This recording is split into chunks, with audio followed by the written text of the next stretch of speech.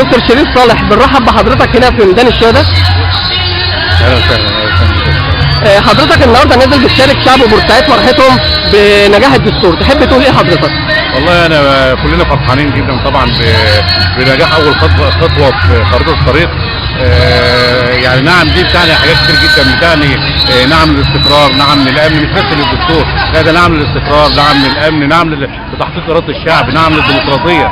فمش ده بس، مش عشان كده بس، كمان ان الدستور ده فعلا هو دستور محترم، ده الدستور يليق فعلا بشعب مصر. ان كان في بعض المؤاخذات على بعض المواد البسيطه الغير جوهريه ان شاء الله تتعدل في المستقبل القريب باذن الله، لكن كلنا فرحانين.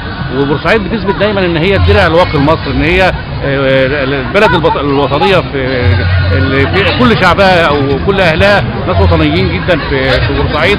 كلنا نعرف التاريخ البطولي وامجاد بورسعيد ودفاعها عن الوطن. رسالة أخيرة حضرتك توجهها للناس اللي بتحاول تعرقل المسيرة بتاعت الدستور.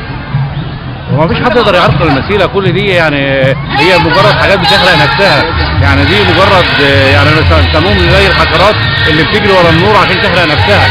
يعني ان شاء الله ما فيش حد هيعرقل الخطوات اللي هو بدل الشعب هو اللي قاد المسيرة. ان شاء الله المسيرة هتكمل باذن الله. دكتور شريف بشكر حضرتك. شكرا.